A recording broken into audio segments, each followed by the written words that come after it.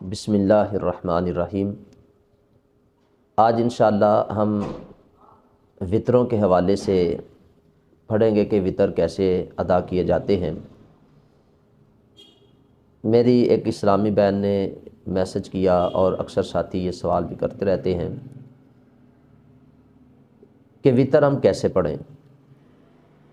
تو آج انشاءاللہ آج کے اس چھوٹے سے کلپ کے اندر ہم یہ پڑھیں گے کہ وطر کیسے پڑھنے ہیں، نیت کیسے کرنی ہے۔ اگر دعائے قنوت یاد نہیں تو اس کی جگہ پہ ہم کیا پڑھ سکتے ہیں، کون سی دعا پڑھ سکتے ہیں، اور وطر کا وقت کب سے کب تک ہوتا ہے۔ تو بالکل انشاءاللہ آسان طریقے سے ہم اس بات کو پڑھیں گے۔ سب سے پہلے کوئی بھی ہم عمل کرتے ہیں تو اس عمل کے کرنے سے پہلے سب سے پہلے اس کام کی نیت کی جاتی ہے، اور نیت دل کے پختہ ارادے کا نام ہے۔ دل سے نیت کرنا یہ شرط ہے، اور زبان سے نیت کرنا یہ شرط نہیں۔ ایک اچھا عمل ہے، مستحب عمل ہے، اگر آپ زبان سے بھی کہہ لیں تو اچھی بات ہے، وگرنہ دل کے پختہ ارادے کا نام ہی نیت ہے۔ تو چونکہ نماز وطر یہ واجب ہے، اور اس میں ایک بات یہ بھی آپ یاد رکھیں کہ اگر عشاء کی نماز بندے کی کسی وجہ سے قضا ہو جاتی ہے، تو جب بندہ عشاء کی نماز قضا کرے گا تو عشاء کی نماز کے 4 فرضوں کے ساتھ وہ 3 وطروں کی بھی قضا کرے گا، کیونکہ یہ واجب ہے۔ اور باقی نمازوں میں اگر سنت کوئی رہ جاتی ہے، نفل رہ جاتا ہے، تو اس کی قضا نہیں، لیکن وطروں کی ہم قضا بھی کریں گے۔ تو جب ہم نے وطر شروع کرنا ہے تو سب سے پہلے ہم نیت کریں گے۔ نیت دل کے ارادے کا نام ہے، اور اگر آپ زبان سے بھی نیت کرنا چاہتے ہیں تو پھر آپ اس طریقے سے اس کی نیت کریں گے کہ میں نیت کرتا ہوں یا نیت کرتی ہوں۔ اگر عورت ہے تو کرتی ہوں، اگر مرد ہے تو کہے گا کرتا ہوں۔ میں نیت کرتا ہوں 3 رکعت وطر واجب کی، واسطے اللہ تبارک و تعالیٰ کے، منہ میرا طرف کعبہ شریف کے، اللہ اکبر۔ اب جب تکبیر تحریمہ کہنا ہے تو مرد حضرات اپنے ہاتھ کانوں کی لو تک اٹھاتے ہیں، اور عورتیں صرف کندھے تک اٹھاتی ہیں۔ ہاتھ اٹھا کے پہلے ہم نے بایاں ہاتھ رکھنا ہے، پھر اس کے اوپر دایاں ہاتھ رکھنا ہے۔ تو اس انداز میں ہم نے جب کھڑے ہو جانا ہے تو پہلی رکعت ہم نے شروع کرنی ہے۔ تو پہلی رکعت ہم نے ثنا سے شروع کرنی ہے۔ میں کوشش کروں گا کہ پریکٹیکل کر کے بھی آپ کو دکھاؤں۔ اکثر ساتھی یہ سوال کرتے ہیں جی ترتیب کیا ہے، تو میں صورتیں بھی پڑھوں گا کہ چلو اس میں ترتیب کا بھی پتہ چل جائے۔ تو جب ہم نے ہاتھ باندھ لینے ہیں تو سب سے پہلے ہم نے ثنا پڑھنی ہے، سبحانک اللہم و بحمدک و تبارک اسمک و تعالی جدک و لا الہ غیرک، اعوذ باللہ من الشیطان الرجیم، بسم اللہ الرحمن الرحیم، الحمد للہ رب العالمین، الرحمن الرحیم، مالک یوم الدین، ایاک نعبد و ایاک نستعین، اہدنا الصراط المستقیم، صراط الذین انعمت علیہم غیر المغضوب علیہم ولا الضالین۔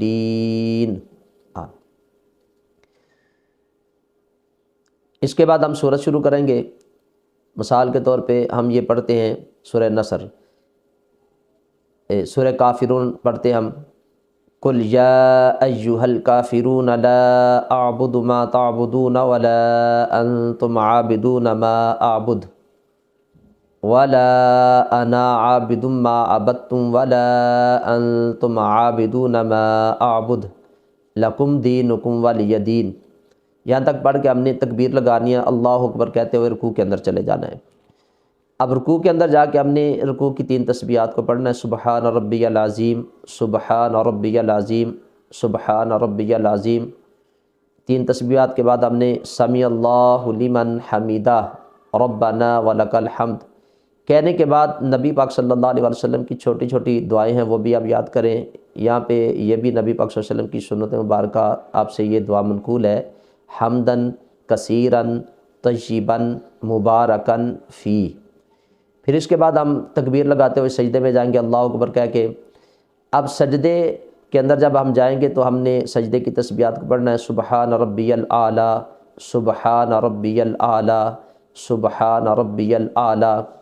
3 تسبیحات کے بعد ہم نے اللہ اکبر کہنا ہے۔ 2 سجدوں کے درمیان جب ہم نے بیٹھنا ہے تو یہاں بھی نبی پاک صلی اللہ علیہ وسلم کی ایک بڑی ہی پیاری چھوٹی سی دعا، ایک لفظ کی دعا ہے، ربنا اغفر لی، ربنا اغفر لی، ربنا اغفر لی، یہ کہتے ہوئے پھر ہم نے تکبیر لگانی دوسرے سجدے میں۔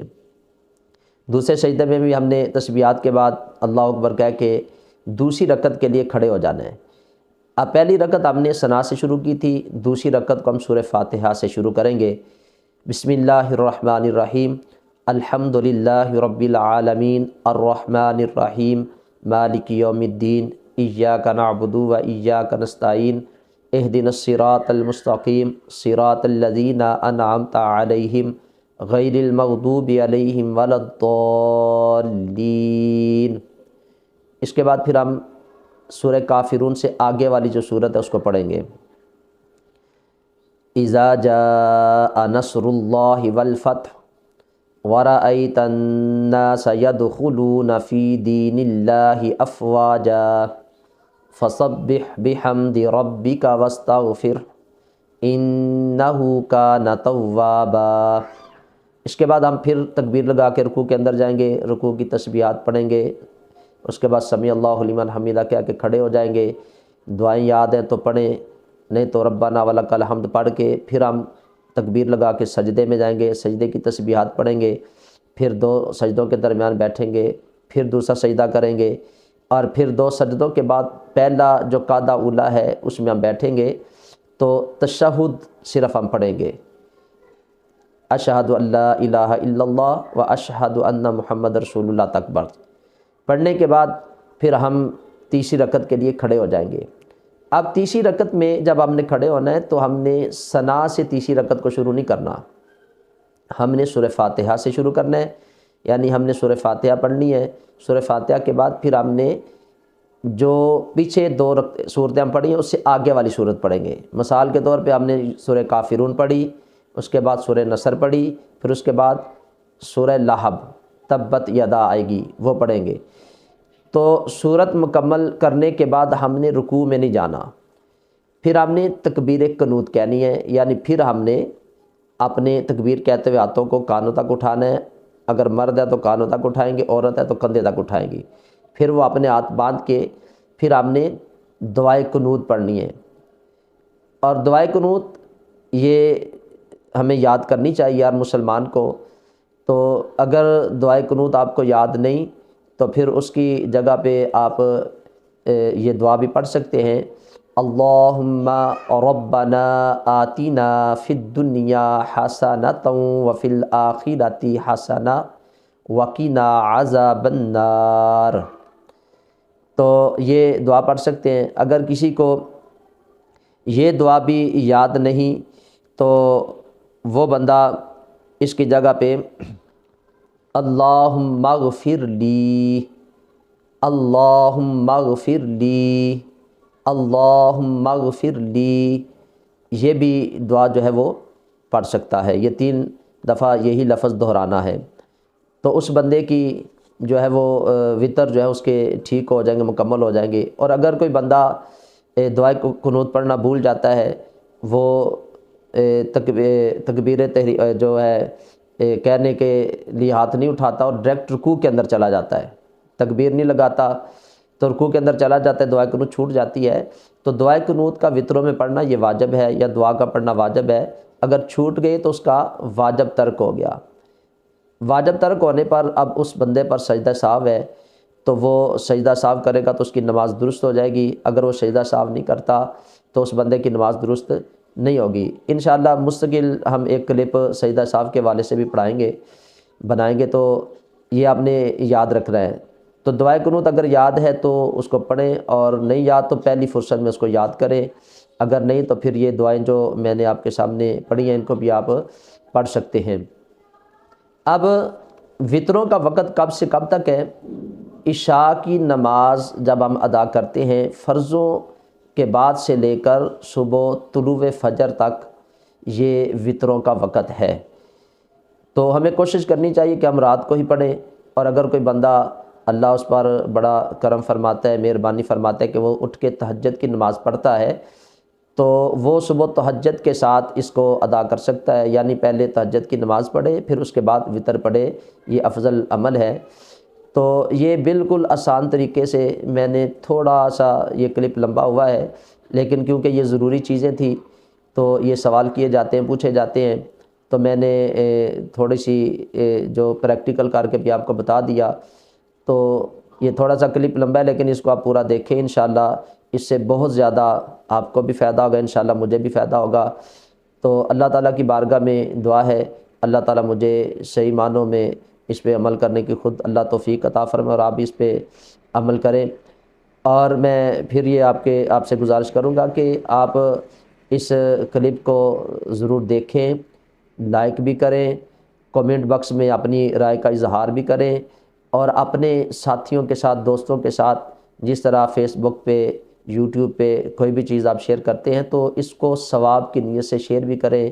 انشاءاللہ جب کوئی اس کو دیکھے گا آپ کے وسیلے سے تو اسے بھی اس کا اجر ملے گا، ثواب ملے گا، آپ کو بھی ثواب ملے گا، اور انشاءاللہ مجھے بھی اس کا ثواب ملے گا۔